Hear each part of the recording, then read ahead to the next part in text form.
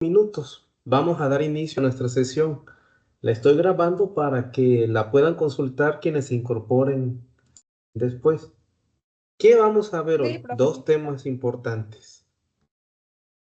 Vamos a ver temas de leyes. Ley General de los Niños, Niñas y Adolescentes y la Ley General de Educación. Les voy a compartir pantalla para...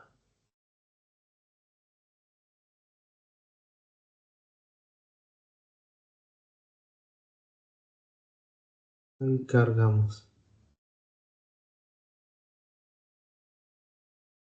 Ahora,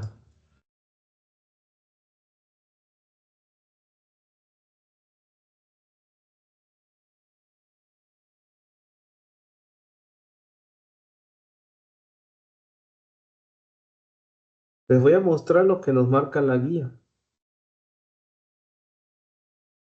Aquí la guía solamente nos marca 10 temas, si se dan cuenta, ¿sí? Pero de estos 10 temas se conforman las 90 preguntas del examen. ¿Qué implica? Nosotros en la primera clase ya revisamos el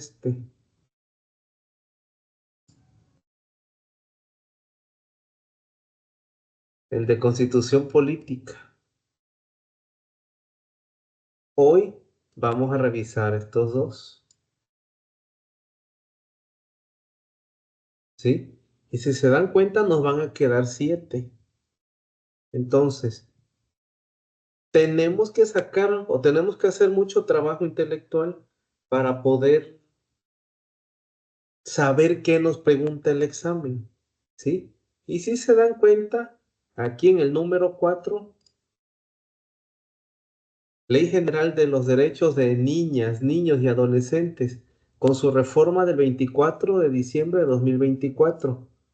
De esta ley nos da 4 artículos, perdón, nos da los de los artículos 57 al 59. Es lo que vamos a revisar ahorita. Entonces, son 3. ¿Por qué me equivoqué hace rato y les dije 4?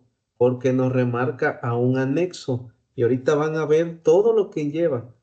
Les comento esto porque se oye sencillo. Es nada más son 3 artículos y un anexo. Me los aviento rápido. Ahorita van a ver. Entonces, vamos a empezar con con este análisis.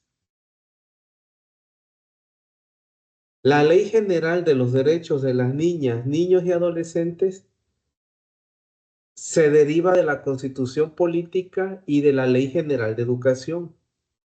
Por eso, si se dan cuenta aquí en nuestra bibliografía que nos sugiere la guía, están juntas. Partimos de la Constitución Política con su reforma del 17 de enero del 2025. Continuamos con la Ley General de los Derechos de las Niñas, Niños y Adolescentes y cerramos con la Ley General de Educación. Estos 3 pilares se repiten en todas las bibliografías de las guías de estudio, tanto de ingreso a básica y de ingreso a media superior. Son temas genéricos. ¿Qué cambian?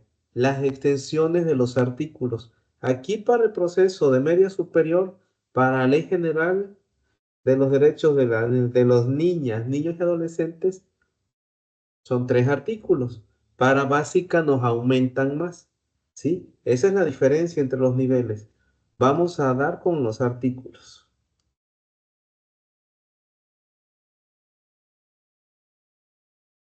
Y si se dan cuenta, estos artículos vienen sencillos,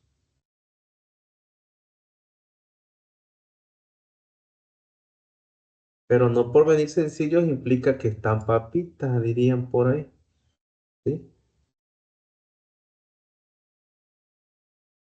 Vamos a empezar con el artículo 57. En términos generales, esta ley se incluye solamente para especificar los derechos y algunas responsabilidades, ¿sí? Entonces, cuando iniciamos en el artículo 57, nos dice de manera textual, y aquí lo remarqué todo, porque es pregunta de examen, así de los que me he topado. Y con la siguiente conceptualización, empiezan con niñas, niños y adolescentes. Estas tres palabras están, estamos obligados a expresarnos así. Niñas, niños y adolescentes. Nada de chamaco, ya nada de chamaca, y mucho menos decirle mocoso porque es una violación grandísima. Entonces, ¿cuál es la primera terminología correcta? Lo establece en el artículo 57. Niñas, niños y adolescentes. ¿Y a qué tienen derecho? Una educación de calidad que contribuya al conocimiento de sus propios derechos y basadas en los derechos humanos y de igualdad sustantiva, que garantice el respeto a su dignidad humana. ¿Sí? Esta frase que les tengo marcado aquí es la primera parte de los derechos a los que tienen los niños. ¿Sí? Si se dan cuenta, no los enumera muchos. El artículo 57 los conceptualiza de manera global, ¿sí? ¿A qué tienen derecho las niñas, niños y adolescentes? A una educación de calidad que contribuya al conocimiento, en primer lugar, de sus propios derechos, basada, segundo término, en el enfoque de los derechos humanos y de la igualdad sustantiva, que garantice su respeto a la dignidad humana. Aquí, esta palabra igualdad sustantiva, después las confundimos con equidad y con inclusión. Más adelante vamos a especificar las diferencias, ¿sí? Pero entonces, prácticamente, si alguien de manera memorística se puede decir que les preguntara o que ven en el examen, ¿cuál es el artículo que menciona los derechos a los que tienen parte las niñas, niños y adolescentes? Artículo 57. ¿Y cuáles son esos derechos? Son tres. Con una educación de calidad y que esta educación contribuya al conocimiento de sus derechos, basado en el enfoque de derechos humanos y de igualdad sustantiva, que garantice el respeto a su dignidad humana. Ojo aquí, ya maneja dignidad humana. Ahorita nos los van a explicar. ¿Sí? Ahora, continúa. Esta frase, el desarrollo armónico de sus potencialidades y personalidad y fortalezca el respeto a los derechos humanos y a las libertades fundamentales en el artículo tercero de la Constitución Política de los Estados Unidos Mexicanos, la Ley General de Educación y demás disposiciones aplicables. Aquí, si se dan cuenta, ustedes pueden decir, ah, pues es que nada más son tres artículos de esta ley. Pero fíjense, solamente el 57 nos define.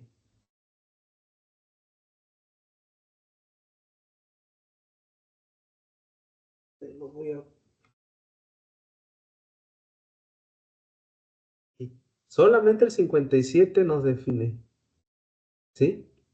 Ahora, y si se dan cuenta, la misma ley evoca a las siguientes.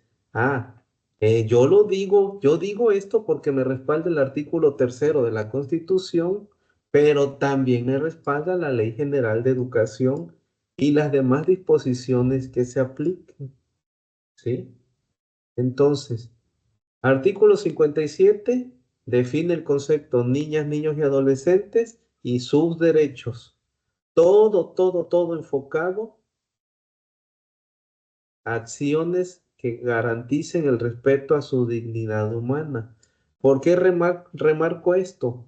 Porque en los estudios de caso que nos maneja UCICAM nos enreda, nos enreda y nos va a poner acciones como las que les voy a poner ahorita en el formulario y se van a dar cuenta de la diferencia de la terminología, ¿sí? Entonces, Eso fue la parte del artículo 57. Y aquí viene otra parte. Quienes ejerzcan la patria potestad, tutela o guarda y custodia tendrán derecho a intervenir en la educación que habrá de darse a las niñas, niños y adolescentes, en términos por lo previsto en el artículo 103 de esta ley. ¿Qué significa esto? Tenemos que revisar el artículo 103, que es un anexo. Y aquí lo tenemos.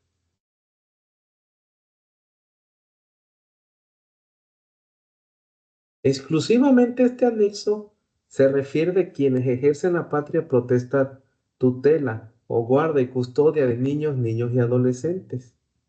Entonces, el anexo o el artículo 103 dice que son obligaciones de quienes ejercen la patria potestad, tutela, guarda, custodia, así como de las demás personas que por razón de sus funciones o actividades tengan bajo su cuidado niñas, niños o adolescentes en proporción a su responsabilidad y cuando sean instituciones públicas conforme al ámbito de sus competencias. Vean aquí.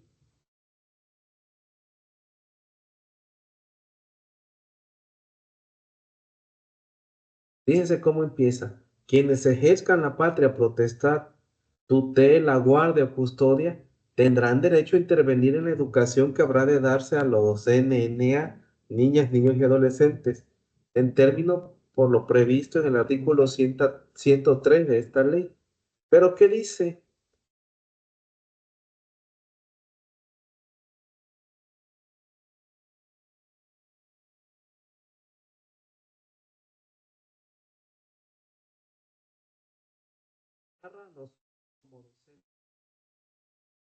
Ah, son obligaciones de quien ejerce la patria potestad, tutela, guardia, custodia, así como de las personas que por razón de sus funciones y actividades, aquí lo voy a remarcar, así de las personas que por razón de sus funciones o actividades tengan bajo su cuidado niñas, niños, adolescentes, en proporción a su responsabilidad. Y aquí. Y cuando sean instituciones públicas en su ámbito de competencia. ¿Cuál es la importancia de este artículo? Que el artículo 103, aparte de los padres de familia, aquí ya les está dando la obligación a los tutores que de manera legal tienen el resguardo de estos menores, pero también a los docentes. ¿Sí?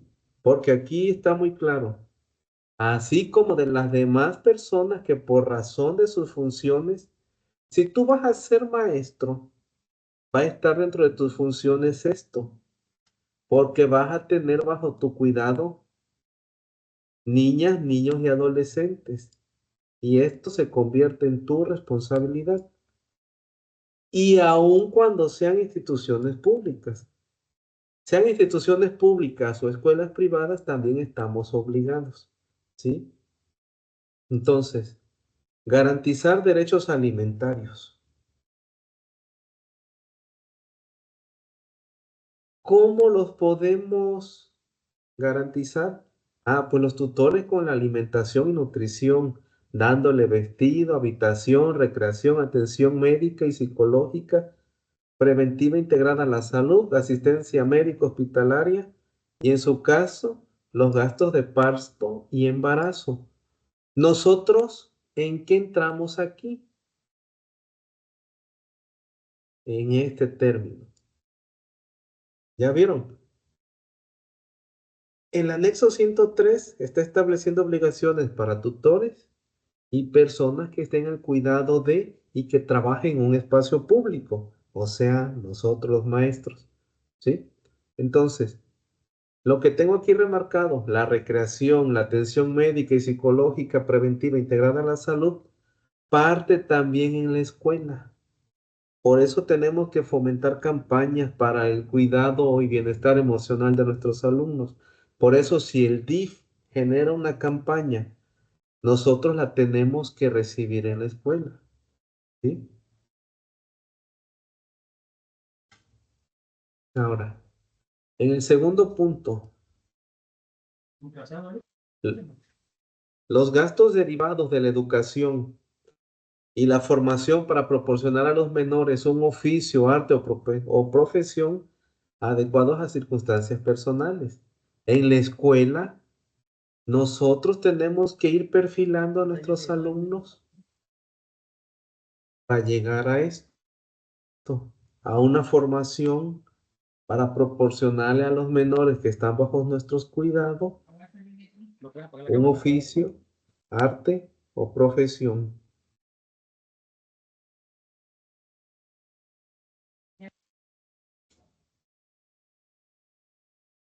¿Sí?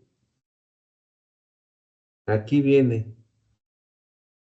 Con relación a los menores con algún tipo de discapacidad o declarados en estado de interdicción, tenemos que hacer lo necesario para lograr dentro de lo posible su habilitación, rehabilitación y desarrollo. Nosotros como docentes en las escuelas no lo vamos a habilitar,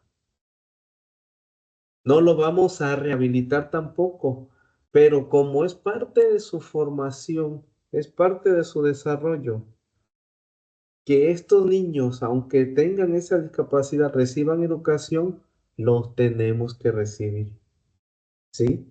Aquí es en donde entra nuestra obligación. Esto es para los tutores, registrarlo dentro de los primeros 70 días de vida.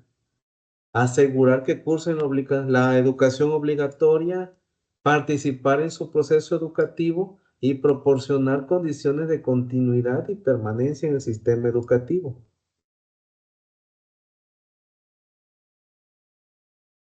Acompañarlos en su crecimiento, así. Impartir en consonancia con la evolución de sus facultades, dirección y orientación apropiada a niñas, niños y adolescentes, sin que ello pueda justificar limitación, vulneración o restricción alguna en el ejercicio de sus derechos. ¿Qué significa? Que si el niño va cambiando, va creciendo, va desarrollando, va adquiriendo nuevas habilidades, nosotros tenemos que acompañarlos en ese desarrollo, ¿sí? ¿Y cómo? Asegurando un entorno afectivo, comprensivo, sin violencia, para el pleno armonioso y libre desarrollo de su personalidad a través de la crianza, ¿sí?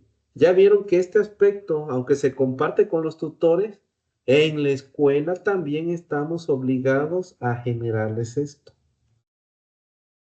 Asegurar un entorno afectivo, comprensivo, sin violencia para el pleno y armonioso libre desarrollo de su personalidad. ¿Cómo? A través de la crianza positiva.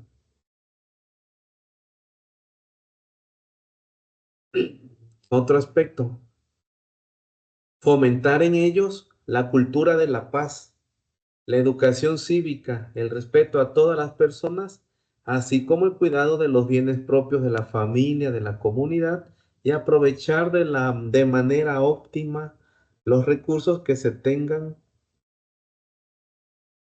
a su alcance para un desarrollo integral. Protegerlos contra toda forma de violencia, maltrato, prejuicio, daño, agresión, abuso, venta, trata de personas y explotación. Aquí, aunque pueda parecer una facultad exclusiva de los tutores, también en la escuela nos compete generarles un ambiente donde ellos se sientan protegidos. Y no porque yo lo quiera, es porque me lo está exigiendo esta Ley General de los Derechos de los Niñas y Adolescentes, ¿sí? Abstenerse de cualquier atentado a su integridad física, psicológica o actos que menoscaben su desarrollo integral. No le podemos hacer nada que atente contra el aspecto físico, psicológico y su integridad, ¿sí? Evitar conductas que puedan vulnerar el ambiente de respeto y generar violencia o rechazo en relaciones con ellos. Evitar conductas malas, evitar conductas que atenten sobre ellos, ¿sí? Tenemos también que considerar su preferencia para la toma de decisiones y todo adecuado a su edad, su desarrollo evolutivo, cognitivo y madurez, ¿sí? No implica, este punto no implica que ellos van a dictar las reglas, porque las reglas ya las tenemos, ya están hechas, pero va a haber momentos dentro del aula que ellos se tienen que sentir involucrados, ¿sí? Un último punto.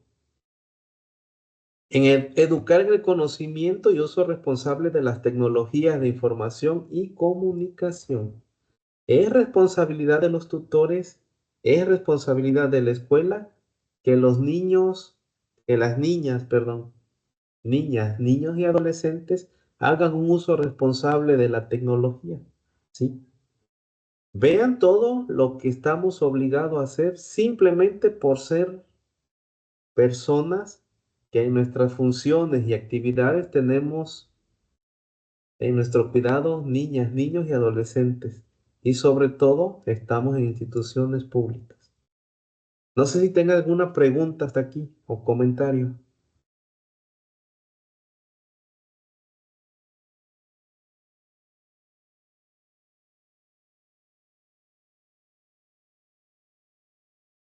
Buenas noches, maestra Janet. Vengo leyendo su chat. Bien. ¿No hay comentarios? Continuamos. Voy a regresar a mi mapa mental.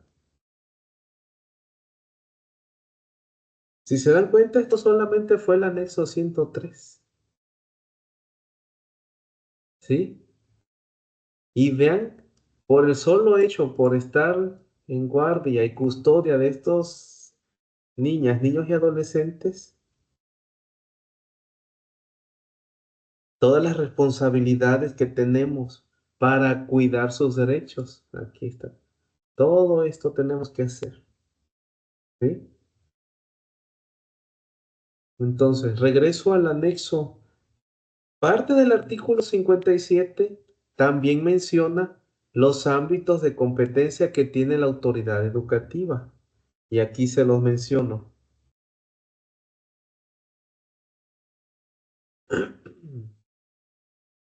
Las autoridades federales de las entidades federativas, municipales y demarcaciones territoriales de la Ciudad de México.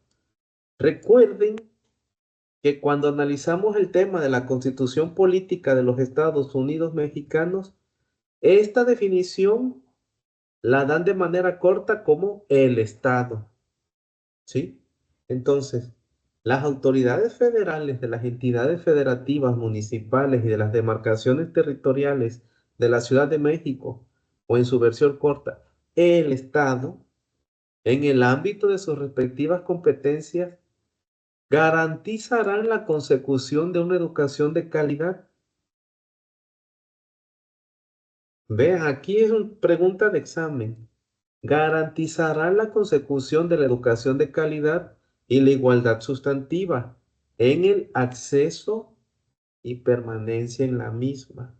Ojo aquí.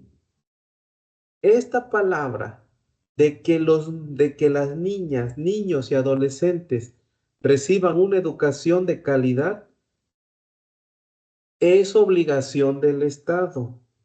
Brindar todo esto para que los niños reciban educación de calidad e igualdad en el acceso y permanencia. ¿Por qué le hago énfasis? Y ahí tómenlo como nota. Porque en el examen, y lo vimos en el formulario anterior, cuando estuvimos analizando la Constitución Política, les puse una pregunta en donde les preguntaba de quién era la obligación de brindar una educación de calidad. Y muchos respondieron que era obligación de nosotros los maestros, ¿sí? Y no. La consecución de una educación de calidad es netamente un ámbito de competencia de las autoridades educativas, o sea, del Estado. ¿Sí? Ahora, ¿cuál es la obligación del Estado para llegar a una educación de calidad? Ah, proporcionar la atención para recibirlos a todos, pero también debemos de considerar la edad, su madurez, las circunstancias particulares y las tradiciones culturales. Entonces, ¿qué pasa si yo tengo un niño autista? ¿Qué pasa si yo soy padre de familia de un niño con síndrome de Down? ¿Qué pasa si yo soy padre de familia y mi hijo tiene un trastorno de aprendizaje? Ah, entonces el Estado me está brindando. Desafortunadamente, esto solamente aplica en los municipios o en las cabeceras municipales, pero si yo tengo un niño que necesita una atención porque tiene alguno de de las situaciones que les mencioné, entonces voy a tener un kinder para necesidades educativas especiales que lo atienda el DIF. Voy a abrir un centro de atención múltiple para que me canalicen ahí esos niños. Si mi niño es de primaria o secundaria, voy a contratar algunas maestras sombras para que esas maestras le hagan un plan de estudio personalizado al niño para que pueda, ¿sí? Entonces, en esto se refleja en la realidad. Es obligación del Estado y está dentro de sus ámbitos de actividades considerar la edad mental, la madurez y circunstancias particulares y tradiciones culturales. ¿Cómo? Ah, del nivel de primaria, del nivel preescolar, del nivel secundaria, voy a crear en las cabeceras municipales una escuela que se dedique a atender estos casos particulares. ¿Sí? El siguiente punto. Adoptar medidas orientadas hacia el pleno ejercicio del derecho a la educación. Aquí vienen más. Establecer medidas para garantizar la gratuidad de la educación pública obligatoria y para procurar la accesibilidad material, económica y geográfica a la educación sin discriminar. ¿Sí? Entonces, como yo Estado abro una escuela, todos los que cubran los requisitos pueden entrar. ¿Sí? Sin establecer ningún tipo de discriminación. Otra facultad del Estado, establecer las condiciones necesarias para fortalecer la calidad educativa. Y aquí viene otro punto. Para llegar a una educación de calidad, aquí les repito, esta es pregunta de examen, ¿eh? Y en los estudios de casos viene mucho. Para garantizar una educación de calidad es obligación del Estado. ¿Cómo? Ah, esto lo voy a lograr creando un currículo pertinente. ¿Sí? Aquí ya tenemos el plan y programa de estudios de la nueva escuela mexicana. ¿Cómo voy a desarrollar ese currículum?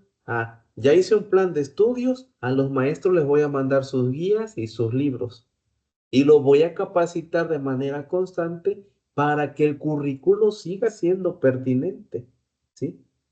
El Estado cumple con esa función, pero no es obligación de los maestros, chéquense esto. Para lograr la calidad educativa, el Estado debe invertir en infraestructura y equipamiento adecuado para el aprendizaje y para las prácticas de enseñanza, la evaluación docente, entre otras. Estos sistemas que está haciendo UCICAM, ahorita se llama UCICAM, antes se llamaba Comisión Nacional de Servicio Profesional Docente, que regula los procesos. Si ustedes entran a la página de UCICAM,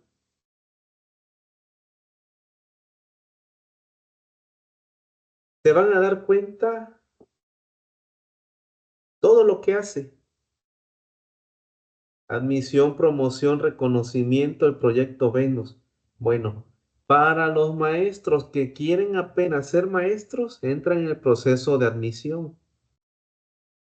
Es el proceso en el que ustedes están participando. Tienen que cubrir los requisitos que pide el gobierno para poder participar. Pero para los maestros en activo tenemos dos opciones: la promoción y el reconocimiento. En la promoción nos dan dos tipos: promoción horizontal, que es para subir a 5 niveles según nuestro salario, o promoción vertical, dejar de ser maestros y pasar a ser directores. Y el reconocimiento, nos pueden dar un reconocimiento por práctica educativa, pero estos reconocimientos se los dan a maestros activos que hayan cubierto los requisitos de describir cómo se desarrolla una clase, de describir cómo aterriza el plan de estudios. Ahora, ¿por qué les digo esto? Porque con todos estos procesos entran aquí. La evaluación docente, tanto para los maestros que van a ingresar, como los evalúan con el examen. Si cubres todos los requisitos multifactoriales que te pido, si cubres con responder el examen de manera adecuada, bienvenido al sistema. Y una vez dentro, te vas a seguir evaluando, maestro, porque si quieres ganar más, evaluación. Si quieres ser reconocido, evaluación. Entonces, ¿cuál es el papel del maestro dentro de esto de educación de calidad? Estar evaluando, realizar las prácticas de enseñanza y ya. Porque el término de calidad lo establece con que el currículo sea relevante, que exista la infraestructura adecuada en la escuela y estén bien equipados. Más aparte, la evaluación docente. ¿Sí? Entonces, cuando tengamos esto de quién es responsabilidad de crear o generar o de que se imparta una educación de calidad, todo esto es el Estado, el gobierno. ¿Sí? ¿Qué más hace el gobierno? Aquí volvemos a entrar nosotros. Destinar recursos humanos. ¿Quiénes son los recursos humanos? En una escuela son los maestros, son los directores, son los secretarios o las secretarias, es el intendente, es el auxiliar administrativo, es el auxiliar de limpieza, es el velador, ¿sí? Los materiales y presupuestos adecuados para garantizar la educación de calidad, ¿sí? Pero sigue siendo función del Estado destinar esto, ¿sí? Tú como director de una escuela o tú como maestro no puedes contratar recursos humanos. No puedes dotar a la escuela de materiales a menos de que pongas de tu bolsa. No puedes tener un presupuesto. Trabajas con lo que te dan y ya. ¿Sí? Ahora, siguiente punto para seguir con la calidad. Adaptar el sistema educativo a las condiciones, intereses o contextos específicos de las niñas, niños y adolescentes para garantizar su permanencia. El plan de estudio de la nueva escuela mexicana es muy enfático en que debemos de conocer el contexto en donde se desarrollan las niñas, niños y adolescentes. ¿Por qué? Llegó el momento en que había maestros que llegaban a una comunidad indígena queriendo enseñarles inglés, porque el plan de estudio te obligaba que esos niños tenían que acreditar inglés o sacar mínimo un 6 para seguir el ciclo. Entonces, si esos niños apenas ya hablan español, porque su lengua materna es indígena, ¿cómo lo vas a obligar? Entonces, Nueva Escuela Mexicana cambió esto y nos dice, si en tu contexto tienes niños indígenas, Enséñale a preservar su lengua. Enséñale a que se desarrolle, ¿sí? No vengas a enseñarle inglés, no le quieras meter robótica, pues porque los niños no van a tener eso. Entonces, a esto se refiere con la adaptabilidad, ¿sí? Ahora, tenemos que garantizar el derecho a la educación, sobre todo aquellos con mayores rezagos educativos, que se encuentren vulnerables o por alguna situación tan que puede ser económica, social, física, mental, de identidad, de origen étnico, ¿verdad? O hasta migrantes relacionadas con aspectos de género, preferencia sexual, creencias religiosas o todo. Tenemos que recibir a todos independientemente de lo que sean, ¿sí? Y prestarles servicios educativos.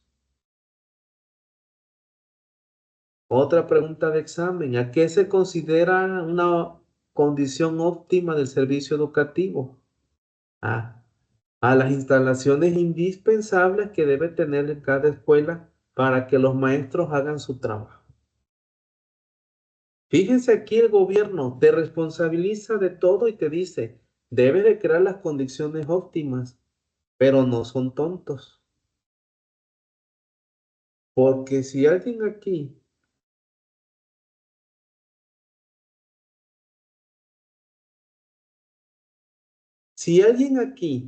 dice, ah, es que yo en mi escuela, el gobierno nos está exigiendo y nos dice, pero él no se compromete. Y vean aquí en este ejemplo.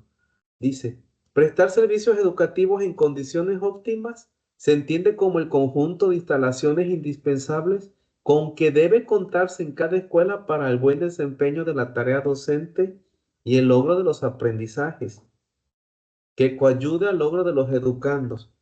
Si ustedes le preguntan a un maestro en una ciudad, vámonos a Boca del Río, a Veracruz, a Jalapa o México, oye maestro, ¿qué es lo indispensable que debes tener en tu salón para un buen desempeño de tu tarea docente?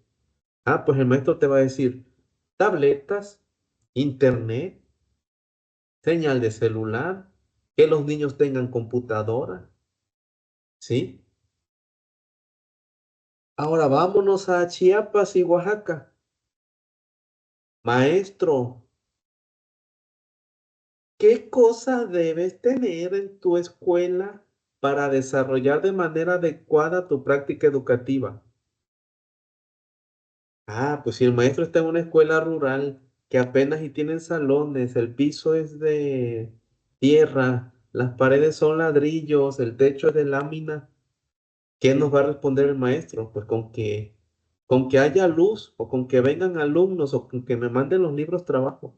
Entonces, si el gobierno estuviera comprometido con todo lo que dice, así como a nosotros nos está especificando que debemos de cumplir todo esto, si el gobierno hubiera querido, hubiera puesto, lo mínimo indispensable en cada salón es computadora, pantallas planas.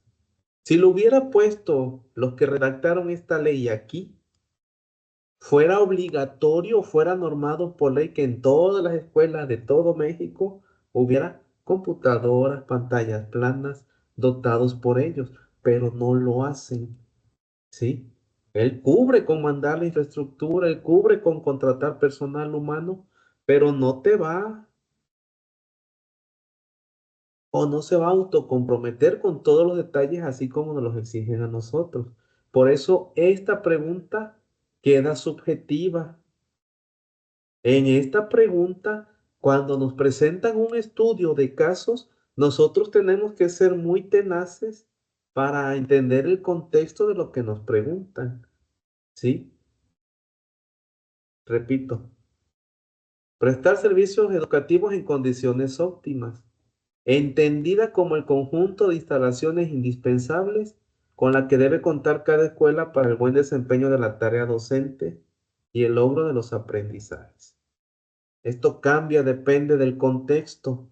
depende del tipo de maestro, ¿sí?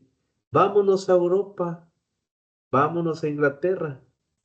Un niño o un maestro que no trae una tablet de Microsoft, una Surface, ¿qué te va a decir? Yo, ¿para qué quiero lápiz y papel si en la Surface tengo todo, ¿no? Vámonos a Estados Unidos con las iPads. Es de ley que todos los estudiantes iPad.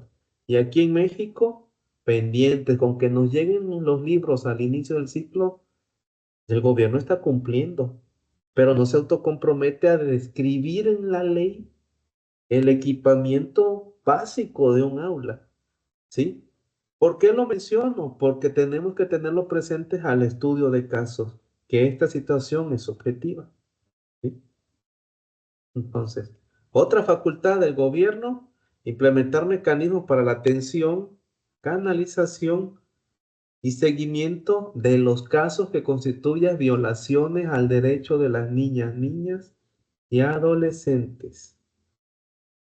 Si hay alguna situación que ponga en peligro la integridad de los jóvenes, la integridad de los niños o de las niñas, tenemos que ponerle atención, canalizarlo y darle seguimiento. Tres acciones: atención o detección, canalizarlos y darle seguimiento. Si no lo hacemos, estamos violando el derecho de estos niños, ¿sí?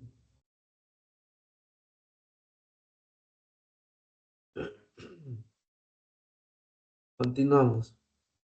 Fomentar la convivencia escolar armónica y la generación de mecanismos para la discusión de debates y resolución pacífica de conflictos. Este es un tema que lo vamos a analizar más adelante, porque tenemos una guía, tenemos muchísimos protocolos de cómo actuar ante un conflicto, ¿sí? Pero lo vamos a ver con más detenimiento. Que los niños se expresen, que participen, que permanezcan y concluyan la educación obligatoria. Ah, aquí viene un aspecto importante, aquí el que andaba buscando.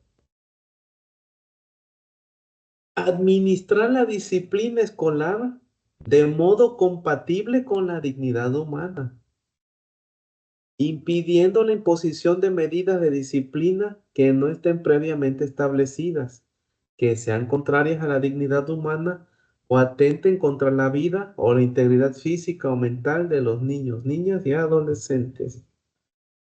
¿Y que creen?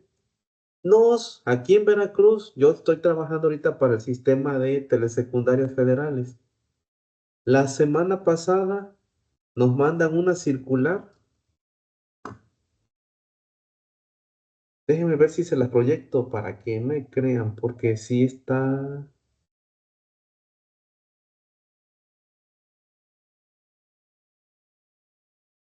Ahorita van a decir, ¿qué viene esto con el tema?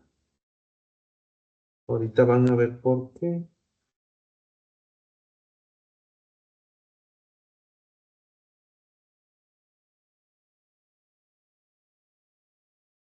No la encuentro. Ahorita voy a buscar a ver si la encuentro en la captura que nos enviaron.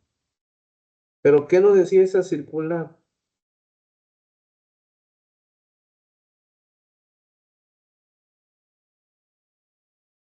La voy a buscar con calma. Nos instruye que debemos evitar llamarle la atención a un niño, a una niña o a un adolescente si vienen con el cabello largo, morado, rojo, corto, mocho, como sea. Y no le tenemos que exigir el uniforme de manera obligatoria. Porque si el niño quiere llevar falda, el niño quiere llevar pantalón, el niño quiere ir con camisa de tirantes en la escuela, el niño quiere ir hasta con corpiño o lo que sea, si eso es una forma en donde él expresa su integridad, expresa su ser, y yo se lo prohíbo ya en la escuela, estoy violentando su dignidad humana. Ya no puedo llamar la atención por uñas largas, ya no puedo llamar la atención por uñas pintadas, ya no puedo llamar la atención por cabello de colores, por nada. Si el niño o la niña me llega piojoso, ya no puedo hacer nada porque estoy atentando con su derecho. Les voy a reenviar la circular al rato que la busque en mi correo para que vean cómo entramos en una contradicción, porque al menos nuestra generación se crió con eso de seguir las reglas. Y entre más estricta sea una regla, mejor aprendizaje nos daba. O un maestro, entre más estricto era, mejor enseñaba. Pero ya ahorita ya no. Ahorita, ¿qué nos dicen? Las personas que no sepan de este lineamiento y las personas que no sepan de esa circular que nos acaban de enviar como directores de telesecundarias, ah, ya los profes no hacen nada. Esos niños van todos mechudos, van todos mugrosos, van todos sucios, van con el cabello pintado y no les dicen nada, porque la misma ley nos está cortando esa autoridad que teníamos, ¿sí? Ahorita, si un niño se autopercibe como mujer y ya dice que su pronombre tiene que ser ella, yo lo tengo que respetar y así lo tengo que tratar. Entonces, vean hasta dónde nos está llevando esto. Y aquí se complementa con los que le platiqué. Erradicar las prácticas pedagógicas discriminatorias o excluyentes que atenten contra la dignidad humana o integral, especialmente en los tratos humillantes y degradantes. Si yo le llamo la atención a un niño, aquí no quiero entrar en polémicas, pero en un estudio de casos, que un niño que se autopercibe como mujer y quiere ingresar al baño de las niñas,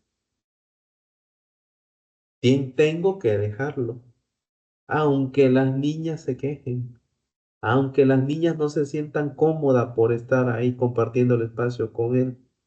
Porque si yo como autoridad le llamo la atención y el niño se queja que yo lo humillé al quitarle esto, su dignidad humana, puta, me fincan responsabilidad por omisión de funciones, ¿sí? Estamos ahora en una línea muy delgada en donde los derechos humanos y la misma ley nos persiguen y vean cuándo se adiciona esto. Vean cuándo se dio esta adición. La primera en 2022 y la segunda en 2024. Hasta antes de la pandemia todavía podíamos, pero ahorita la misma ley ya está dando esa apertura. Es más incluyente, sí, pero no te da ningún mecanismo de defender a los demás si ese niño quiere violentar a una niña. Es el mismo caso que vemos en las noticias cuando un hombre que se autopercibe como mujer entra al baño de las mujeres y se sienten incómodos. En la escuela ya lo pueden hacer, desafortunadamente, desde el 2022 y ahorita nos los están remarcando en 2024. ¿Sí?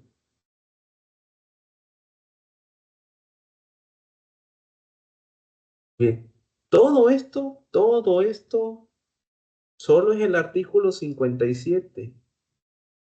Para que revisen yo este tema de la Ley General de los Derechos de las Niñas y Adolescentes, se los dije al inicio. Ah, solamente son 3 artículos y un anexo. Pero vean todo lo que se desprende de un artículo. Del 57 viene todo esto. ¿Sí? Vamos al artículo 58 y ya aquí ya cambia.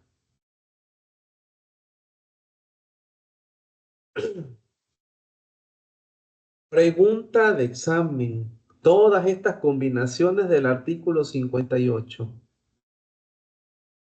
La educación, además de lo dispuesto en las disposiciones aplicables, tendrá los siguientes fines.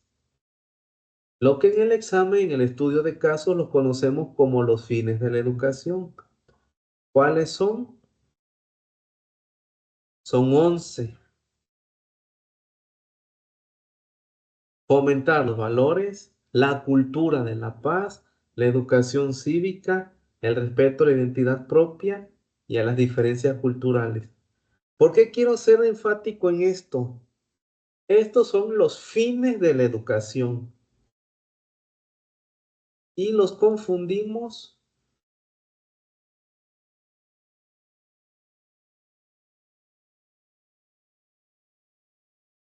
aquí.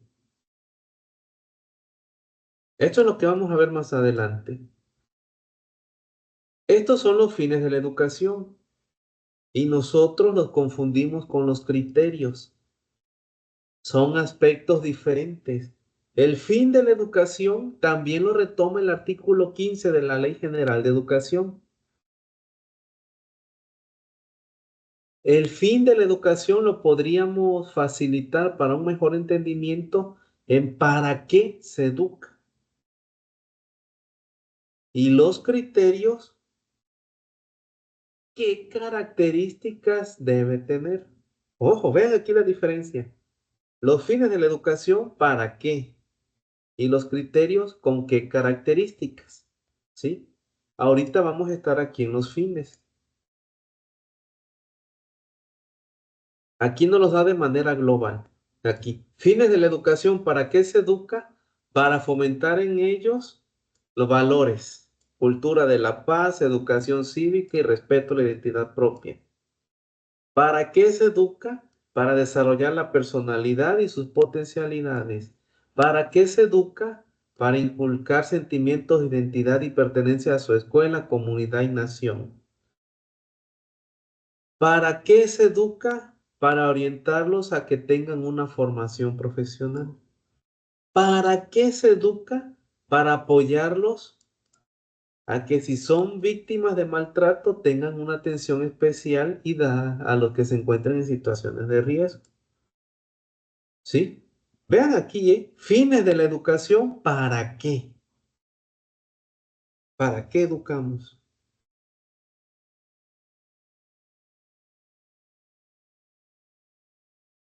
También para prevenir el delito, para emprender con quienes ejerzan la patria potestad, la planificación, organización y desarrollo de actividades extracurriculares, para promover una educación sexual integral, para promover el valor de la justicia, para difundir los derechos humanos, inculcarles el respeto en el medio ambiente. Estas reformas que se adicionaron también se agregaron cuando promulgaron la reforma del ambiente sobre el respeto de a los animales. ¿Sí? Ahora, ¿para qué se educa? Son los fines. Son 11. Yo les recomiendo que cuando sea el examen tomen nota. ¿Por qué? Porque el examen es muy mañoso. Y si se dan cuenta, podríamos decir que estos fines de la educación es el aspecto cualitativo. ¿Para qué? ¿Sí? Y ya los indicadores en los criterios son los aspectos que se tienen que cumplir cualitativos. ¿Sí? ¿Por qué les digo esto? Ahorita que veamos esto, se van a dar cuenta que en los estudios de caso los mezclan y les van a poner dos combinaciones de esto y otro, ¿sí? Entonces, aquí se los marqué. Ustedes retómenlo, son 11, ¿sí? Vean lo que les comentaba hace rato. Solamente para este nivel, en ingreso a media superior, nos piden analizar de la ley general 3 artículos y el anexo. Ya el anexo ya lo analizamos al inicio. Pero vean, 3 artículos, todo lo que se desprende. ¿Sí? Ahora, el último artículo de la Ley General de los Derechos de las Niñas, Niños y Adolescentes es el 59, que en grandes rasgos es de que todas las autoridades competentes, y aquí entramos nosotros, porque para los que se vienen conectando, el artículo 103 de esta ley nos lo citan acá.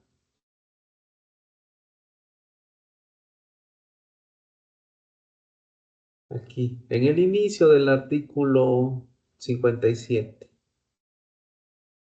Para llegar a una educación de calidad, deben de conocer sus derechos basados en derechos humanos, con igualdad sustantiva, respetando su dignidad humana, para que desarrollen sus potencialidades. Pero aquí nos agarran quienes ejerzan la patria potestad tutela. Y aquí entramos nosotros, la guardia y custodia. En la escuela nosotros hacemos esta función, guarda y custodia.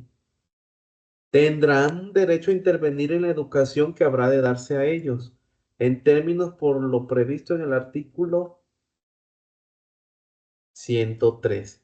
Ah, y aquí el artículo dice, son obligaciones de quienes ejercen la patria potestad tutela. Y aquí entramos nosotros, guardia y custodia.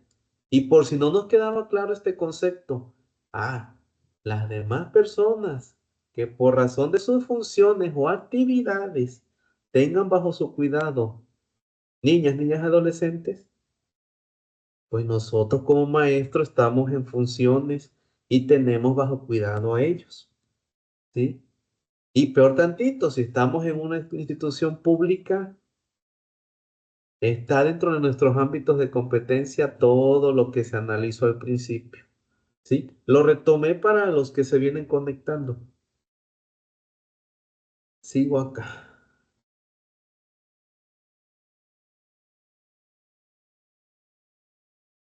Esto ya lo revisamos aquí. El artículo 59, en pocas palabras, es de que tenemos que realizar acciones para propiciar las condiciones idóneas para crear un ambiente libre de violencia en las instituciones educativas, que se fomente la convivencia armónica y desarrollo integral, incluyendo la creación de mecanismos donde participen quienes ejerzan la patria potestad o tutela, ¿sí? También tenemos que trabajar para erradicar el acoso, la violencia escolar. Tenemos que fomentar la igualdad de género y ya.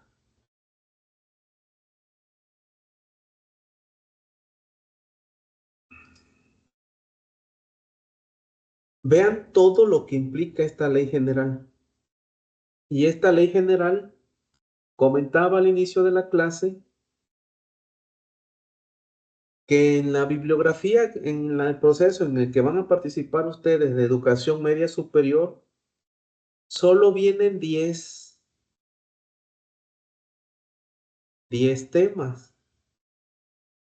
Comparado a ingreso a básica, en primaria hay creo 14, en otros 17, y así van subiendo, creo, y en telesecundaria 24. En preescolar hay 14 temas. Ahora, ¿a qué viene todo esto? Dicen, ya la Constitución la revisamos en la primera sesión. Ahorita viene Ley General de los Niños y vemos en la bibliografía, artículos 57, 58 y 59. Y vean, nos llevamos una hora analizando 3 artículos, ¿sí? Voy a hacer una pausa aquí para enviarles un formulario y hacemos el corte para analizar. ¿Por qué quiero que hagan el formulario ahorita? Y le quiero destinar más tiempo ahorita al formulario.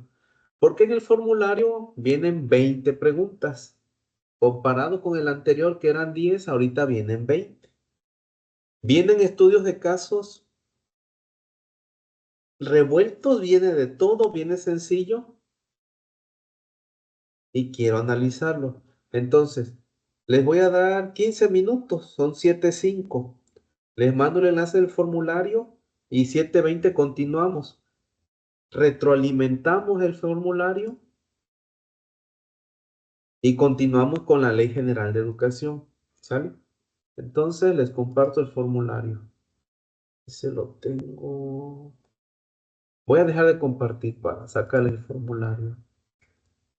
Les repito, 7:20 empezamos a analizar para que lo hagan con calma y si ocupan más tiempo, pues yo aquí sigo y me dicen.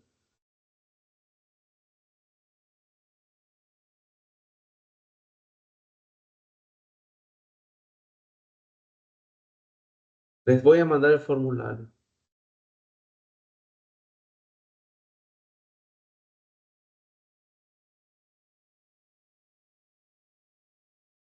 Ah, otra diferencia del formulario.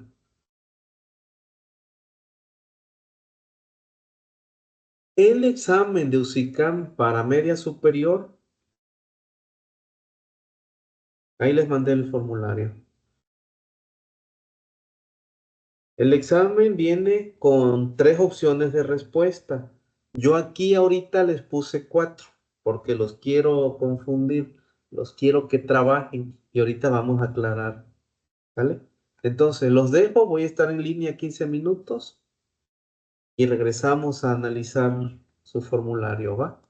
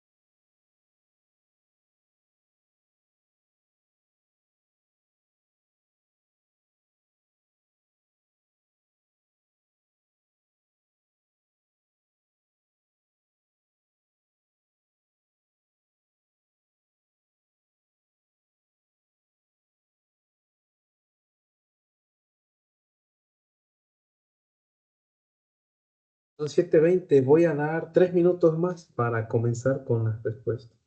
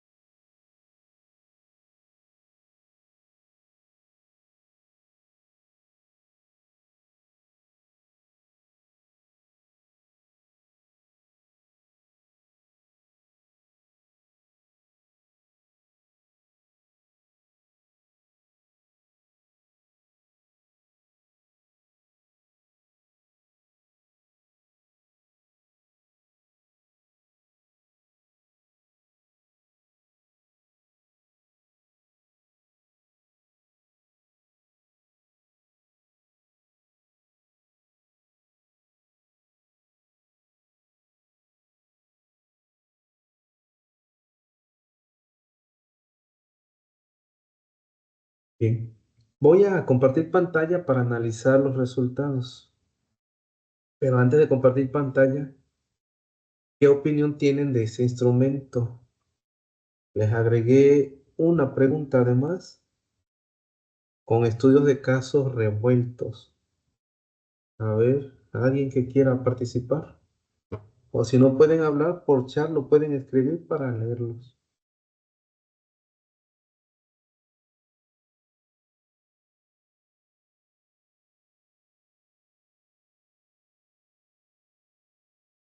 ¿No? Bien, vamos a analizar las respuestas entonces.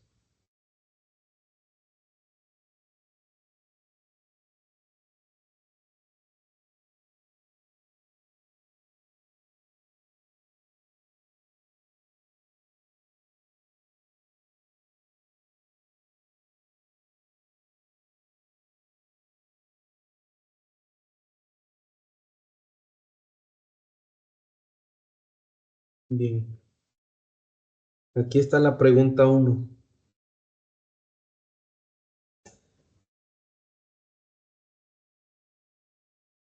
Un docente detecta que un alumno de cuarto grado se queda dormido constantemente en clase. Al preguntarle, el alumno comenta que por las noches cuida a sus hermanos porque su madre trabaja. ¿Qué acción es la más adecuada? Aquí coincidimos. Ajustar las estrategias pedagógicas y canalizar el caso a la autoridad escolar correspondiente. ¿Sí? Ahora, ¿por qué si yo voy para media superior, por qué si yo voy para prepa, me ponen casos de cuarto grado? Porque resulta que la ley abarca a todos, ¿sí? Caso contrario, ahorita estamos analizando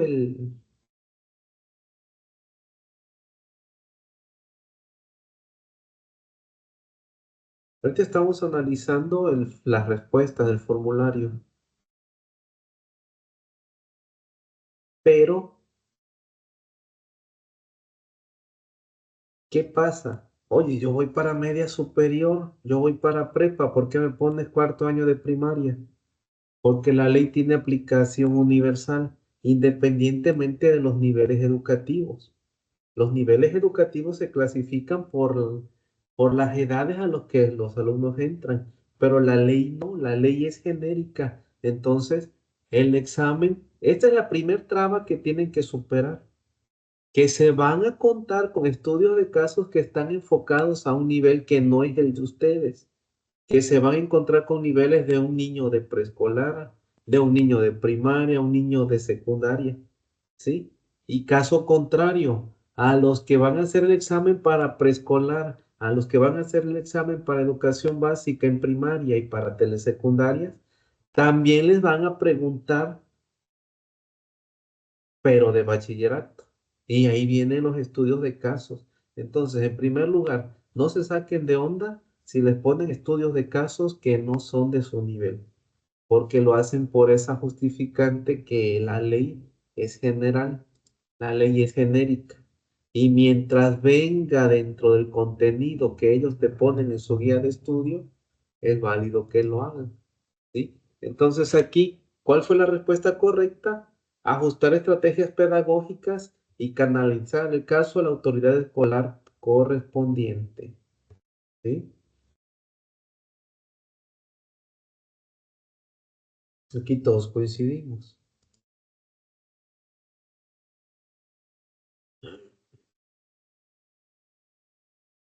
En una secundaria se detecta un caso de acoso verbal reiterado entre sus estudiantes. El director decide resolverlo con una plática grupal sin activar protocolos para no exagerar. Desde la Ley General de los Derechos de las Niñas, Niños y Adolescentes, esta decisión es,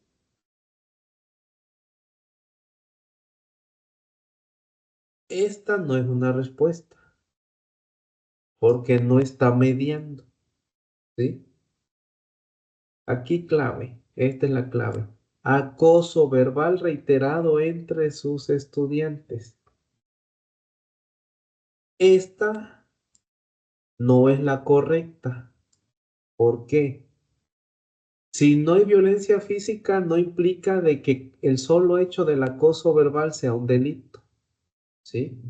El acoso verbal está tipificado como delito y está contraviniendo las disposiciones de la ley. Entonces, con el solo hecho de que haya acoso verbal o que haya un papelito escrito donde el niño esté insultando a otro, hay que aplicar los protocolos, por muy mínima que sea la falta, ¿sí? Entonces, ¿cuál es la respuesta correcta? Esa acción del director que solo hizo una plática de grupo sin activar los protocolos fue incorrecto porque está minimizando que alguien fue vulnerado de sus derechos. ¿Sí? Esto es lo interesante de esta situación. Vamos al siguiente. Aquí todos coincidimos. Un estudiante decide reprobar perdón, un docente decide reprobar automáticamente a un alumno que falta mucho sin investigar. Esta decisión es,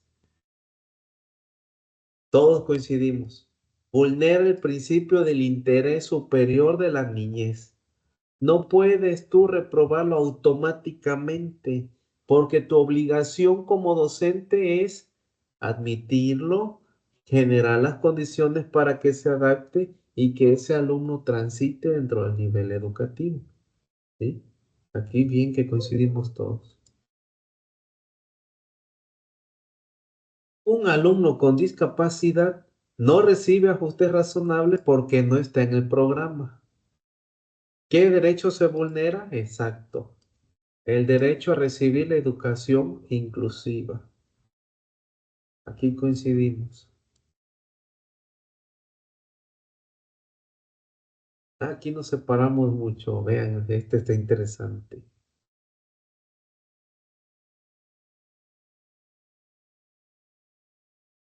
Una maestra detecta posibles signos de violencia familiar. Ah, ya los vio, ya se dio cuenta,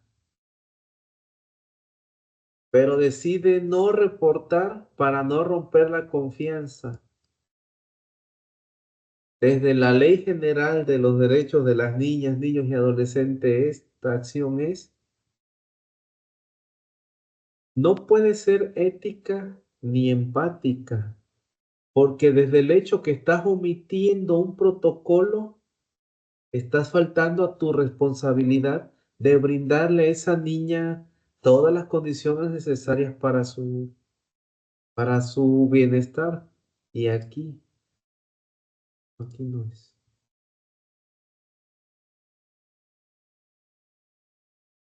Aquí, ¿ya vieron? Tenemos que protegerles contra toda forma de violencia, maltrato, prejuicio, daño o agresión. Entonces, no puede ser esta una situación correcta y empática porque el maestro está cayendo en una omisión de responsabilidades. ¿Sí? Ahora, con el solo hecho de que alguien vea que un menor es violentado, tenemos que denunciar. Ya más adelante les voy a explicar todos los pasos y los protocolos de la violencia, de cómo tratar un caso así. Pero así, en el estudio de caso, ven que aquí nos separamos los tres. La maestra detecta posibles signos de violencia familiar en la alumna. ¿Qué pudo haber visto la maestra? Aquí les doy otra clave. Cuando no estén seguros de una respuesta, piensen como si estuvieran ahí. A ver, una maestra detecta posibles signos de violencia familiar en la alumna. ¿Qué pudo haber detectado? Un golpe, un moretón, rasguños, que esté huraña, que esté sensible, que esté sentimental, que no quiera convivir, un comportamiento errático. Ah, y aquí ahí está otra clave. La maestra detectó posibles signos, no los confirmó. Entonces, no pudo romper la confianza porque no habló con esa niña, no lo platicó. La niña no le dijo nada, ¿sí? Entonces, vean lo interesante que está este reactivo. ¿Cuál es la respuesta correcta? Una omisión de responsabilidad. Si la niña entra en investigación de alguna instancia superior, llámese DIF o todos los juzgados de protección a la familia, y el juez le pregunta o el abogado le pregunta a la niña, oye niña, ¿y no se daban cuenta que andabas golpeada? ¿No se daban cuenta que te sentías mal? Es que mi maestra supo y no me dijo nada. Adiós nuestra plaza por omisión de funciones. Así, tajante. No podemos ser amigos de los alumnos. No podemos romper la confianza o no podemos utilizar el término de romper la confianza si es una acción que está dentro de nuestras responsabilidades. ¿Sí? Esta es mi obligación y al no hacerlo, estoy omitiendo mis responsabilidades. Me quitan la plaza. Término de nombramiento por omisión de funciones. ¿Sí?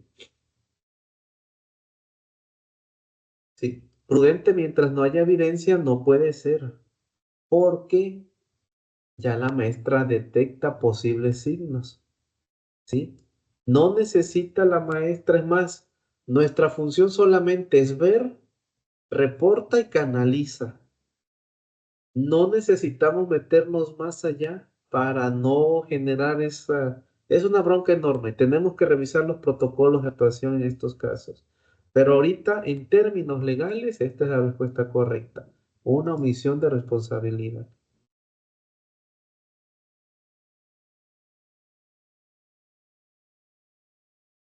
Un conflicto grave entre estudiantes es resuelto solo con suspensión temporal. ¿Qué elemento falta para cumplir la ley? Ah, aquí coincidimos. El enfoque de protección y restitución de derechos. Ojo aquí. ¿Y por qué no podemos usar una sanción ejemplar? Porque estamos violentando los derechos de todos los que estamos ahí. Ya sanciones ejemplares no existen. Violentamos derechos humanos. Y aquí, si la respuesta hubiera sido, ¿qué elemento faltó para tratar de manera adecuada el caso? La respuesta sí sería un registro administrativo, ¿sí? Pero como la respuesta te está preguntando de manera puntual, ¿qué elemento falta para cumplir la ley? Ah, la ley se enfoca en esto, en el enfoque de protección y derechos, ¿sí? El registro administrativo sí es un paso, pero es en la escuela. No viene marcado en la ley. Si se dan cuenta en todo lo que revisamos ahorita,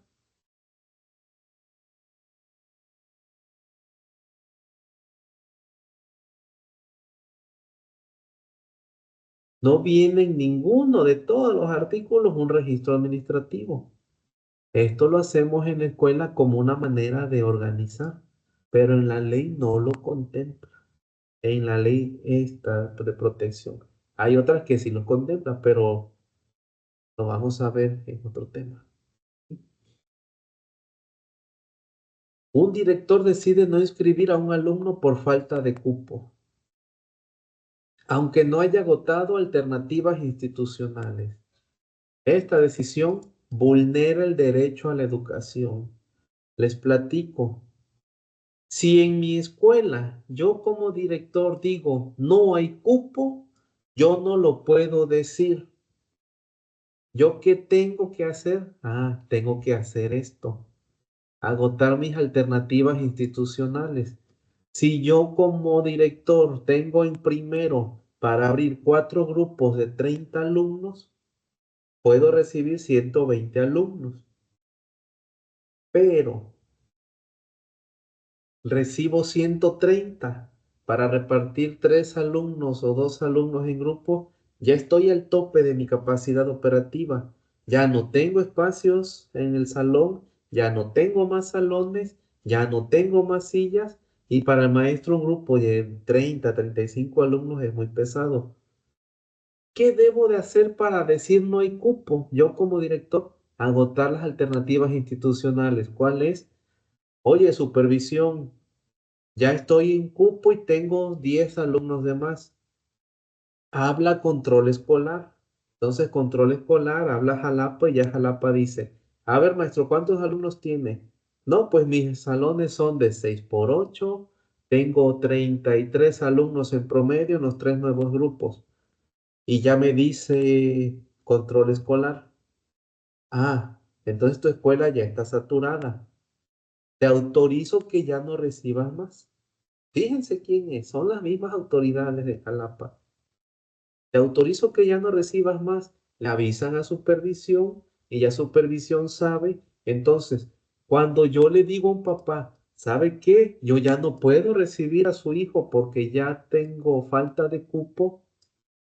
Si esa persona va a supervisión a reportarme, oye, es que el director no me quiere recibir, ¿es correcto? Esa escuela está saturada. Lo invitamos a que se inscriba a otra, así, así, así. Pero el director tiene que hacer todo esto, ¿sí? Y que sus autoridades lo respalden. Si el director dice nada más porque sí, sin hacer esto, va, vulnera el derecho a la educación. Un padre de familia que conozca de leyes, voy a demandar al director por coartar el derecho a recibir la educación de mi hijo. Y adiós nuestra plaza. Vean qué vulnerables estamos y el manejo de los protocolos y de leyes que debemos de saber para estar frente a un grupo, ¿sí? Estos estudios de casos se ven sencillitos, están de una línea, pero vean todo lo que traen. Un docente observa burlas constantes hacia un alumno, pero considera que son cosas de niños. Esta postura, aquí les pregunté de manera directa un estudio de caso, sin la ley. Cuando sea algo que necesita la ley, se las van a marcar. Por eso los estudios de casos vienen muy difíciles porque dicen, según el protocolo de actuación de esto, según la Ley General de Educación, va. Cuando no viene citada ninguna ley, ya es objetivo, es algo más personal. Un docente observa burlas constantes hacia un alumno, pero lo considera normal. Esta experiencia no puede ser comprensible porque las burlas me las prohíbe el reglamento. ¿Sí? Están atentando con una burla a su integridad física y psicológica. No puede ser esta respuesta. No puede ser neutral y evita conflictos porque, como lo vimos antes, omitimos funciones y nos pueden fincar responsabilidades. Respuesta correcta: normaliza la violencia escolar. ¿Sí? Aquí nos separamos. Una escuela decide no informar a las autoridades un caso de violencia para cuidar su imagen institucional. ¿Qué principio se vulnera directamente? Interés superior de la niñez. No existe el término confidencialidad escolar. ¿Sí? No existe.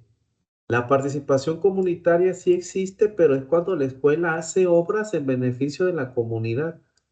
Y la autonomía de gestión es la capacidad que tenemos dentro del plantel educativo a hacer nuestros propios acuerdos. Y ojo, acuerdos, no reglas, porque las reglas las da el gobierno. Hacer las reglas es facultad del gobierno, ¿sí? Nosotros hacemos en el aula acuerdos. Entonces, ¿qué principio se vulnera? Interés superior de la niñez. Punto 10. Ante bajo rendimiento general, un docente endurece sanciones disciplinarias. ¿Qué significa? Ah, el grupo baja de rendimiento, me voy a poner más difícil, pero aquí está la ley. Desde la Ley General de la Educación, y aquí tengo que dar una respuesta que esté dentro de la ley, esta decisión es incorrecta porque no considera el contexto del alumnado. Para que yo endurezca una sanción disciplinaria, tengo que llamar a mis padres de familia, tengo que informarlos, tengo que darles por escrito de que su hijo o su hija lleva un mal desempeño. Eso es el contexto. Tengo que hablar con el papá por qué ese niño no me rinde, por qué ese grupito de alumnos está con bajo rendimiento. ¿Sí? Si checan, en la ley no manejamos este concepto, no va contra el reglamento interno. Entonces la respuesta correcta es no considera el contexto del alumnado. Un alumno solicita participar en una decisión escolar que le afecta. La escuela lo excluye por ser menor. ¿Qué se vulnera? Coincidimos todos, el derecho a la participación. Pero también hay que analizar qué tipo de participación tiene ese alumno. Porque si ese alumno se acerca para decirme, profe, es que yo quiero que el viernes no haya clases, pues no puede. Una cosa es escucharlos y otra cosa que dentro de ese derecho de participación tomen decisiones que contravengan un reglamento. ¿Sí? Un docente decide resolver un caso de acoso sin informar a directivos. Esta acción es incorrecta porque siempre que se presente un caso de acoso dentro del aula, lo primero que es avisarle a tu autoridad educativa. Si soy docente, le aviso a mi director. Y si soy director, tengo que avisarle a mi supervisión. Y la supervisión tiene que avisarle al jefe de sector. Y el jefe de sector tiene que avisarle a nuestro nivel. ¿Por qué? Porque si yo me respaldo que sí avise, si ese acoso termina en violencia física, de que haya golpes, de que haya daños, de que haya lesiones, yo ya cumplí con protegerlos. ¿Cómo? Avisando. ¿Sí? Entonces, esta acción es incorrecta porque rebasó la autoridad del maestro, le tuvo que haber avisado a su autoridad inmediata, no realizó un registro y puede revictimizar al alumno. Entonces, la respuesta correcta, aquí coincidimos, todas las anteriores. En el examen nos pueden presentar esto, en donde nos dan combinaciones de respuestas.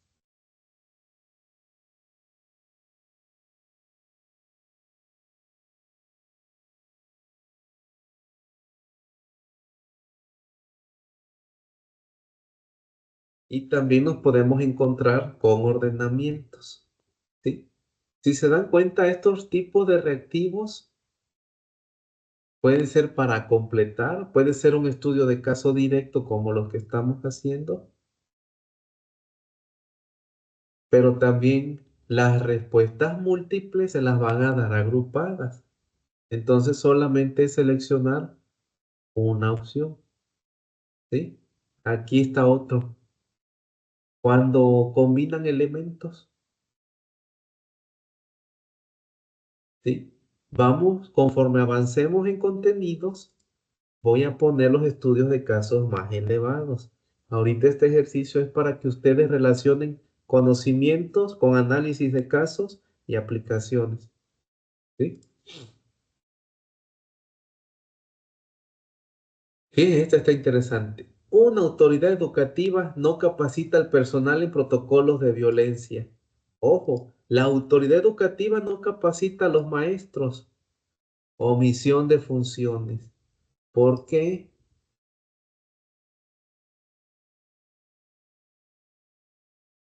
Porque acuérdense lo que repasamos en el primer artículo. Todas las obligaciones de las autoridades educativas. Es el artículo 57.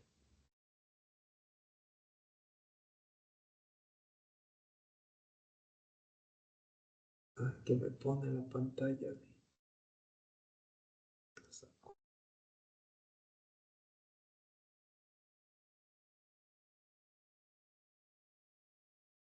Y vean, todo lo que es de la autoridad educativa,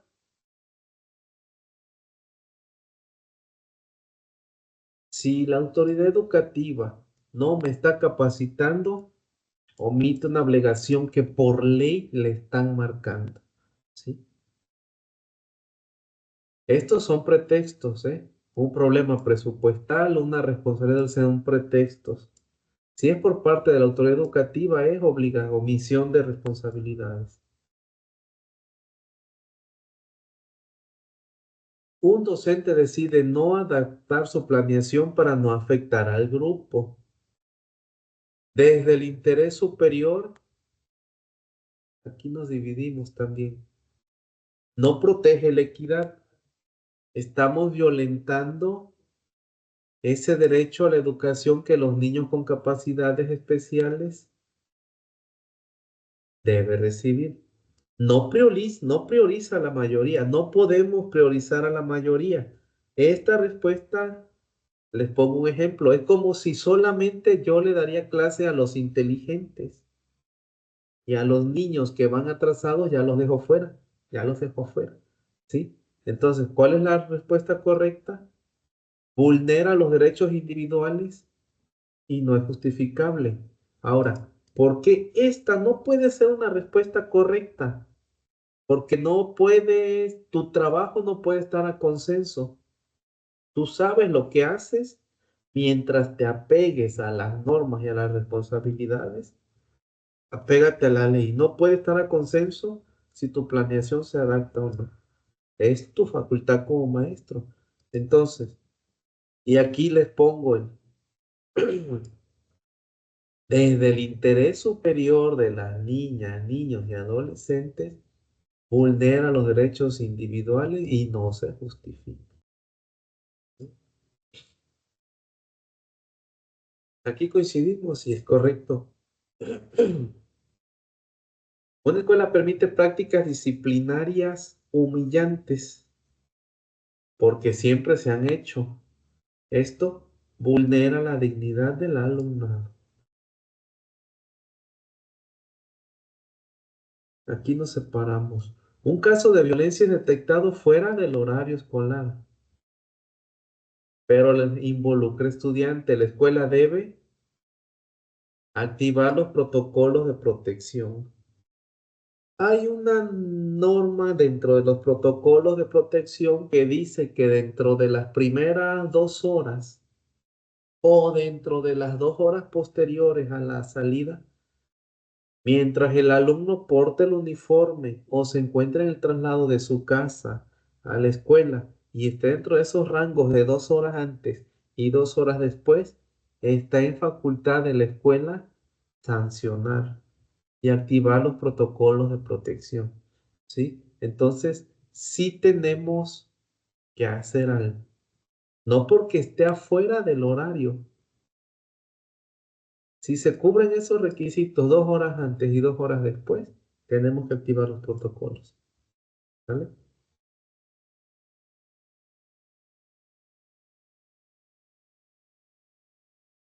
Un alumno con rezago es excluido de actividades escolares. Coincidimos. Esto vulnera principalmente derecho a la igualdad y no discriminación. Correcto.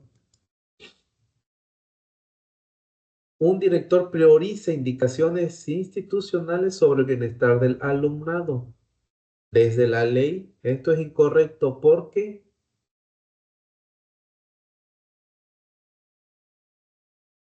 contraviene el interés superior. Recuerden que nuestra función dentro de la escuela siempre va a estar con el interés superior de los niños, niñas y adolescentes.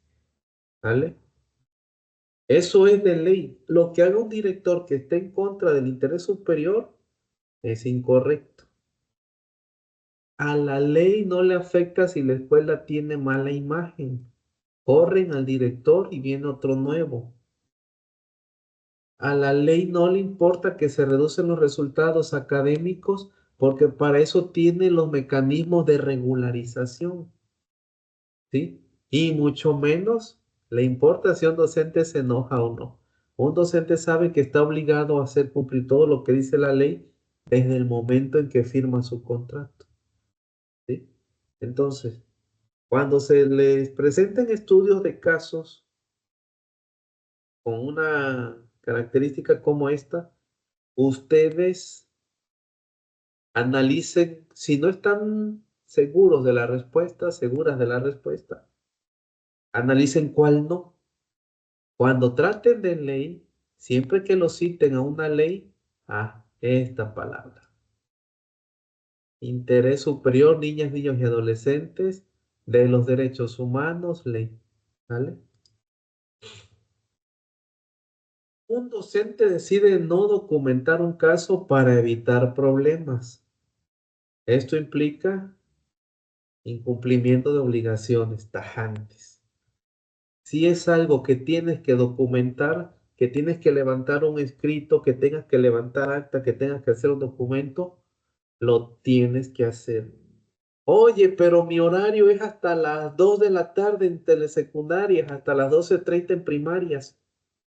No importa, lo tienes que hacer. Aunque te den 3, 4, 5 de la tarde ahí en la escuela. ¿Sí? Esto sí esto está normado, que hay muchos docentes que dicen, me voy. Si no hay ningún conflicto, si dentro de tu horario está dentro de la rutina, cumple tu horario y adiós. Pero si hay una situación extraordinaria que implique levantar documentos o actas, estás obligado a quedarte, ¿sí? Que porque, yo salgo a las 2 y no me lo pagan, sí te lo pagan, ¿sí? Y la última, en una decisión difícil, el directivo duda entre el reglamento e impacto en el alumno. Aquí está. Según USICAM y la Ley General de los Niños y Adolescentes, debe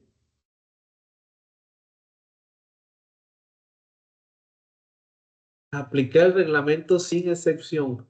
Los reglamentos es algo interno de la escuela, que están por debajo de estas leyes, ¿sí? Un reglamento lo hago en mi escuela como manera de convivencia, pero no está encima de la ley. Si yo en mi reglamento, un ejemplo, tengo que si el niño entra y grita groserías, lo expulso 2 semanas, está debajo de la ley. Tengo que aplicarme a esto. ¿Y qué me dice la ley? Me voy al interés. ¿Qué me dice la ley? Me voy a checar el interés superior de la niñez.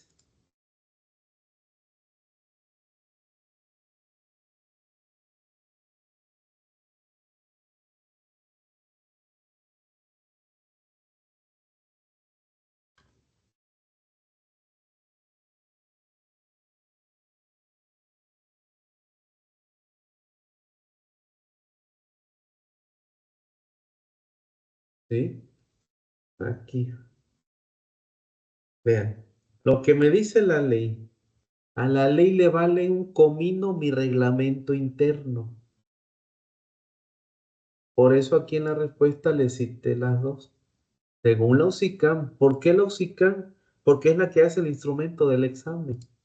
Pero está pegada a la ley. Según ellos, ¿qué debo de hacer? Pues lo que es legal. Interés superior de la niñez, basada en sus propios derechos, garantiza la dignidad humana, todo esto, ¿sí? Y ya ven cómo mi reglamento de la escuela pierde fuerza. Y peor tantito, los criterios administrativos, pues no, primero está el interés superior de la niñez. Ya vieron la importancia de este término, ¿sí? 11 minutos, 20 preguntas. Estamos dentro de la norma, dentro de los tiempos. Ahora, ¿qué les pareció? Comentarios.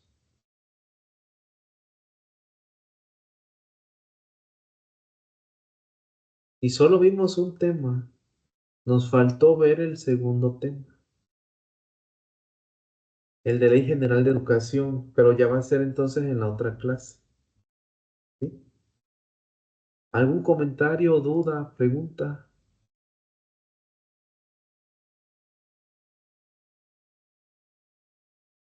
¿No? No, profe. Ok. Bien, entonces les agradezco. ¿Qué les pareció la sesión?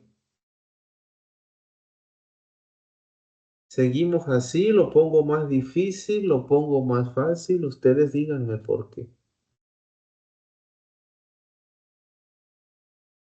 Para saber cómo dosificamos. Bien. Entonces, les agradezco haberse conectado el día de hoy. Bien, con más preguntas para reflexionar la respuesta. Perfecto. Sí, vamos a ver más estudios de casos más combinados, con más trabas. ¿Sí?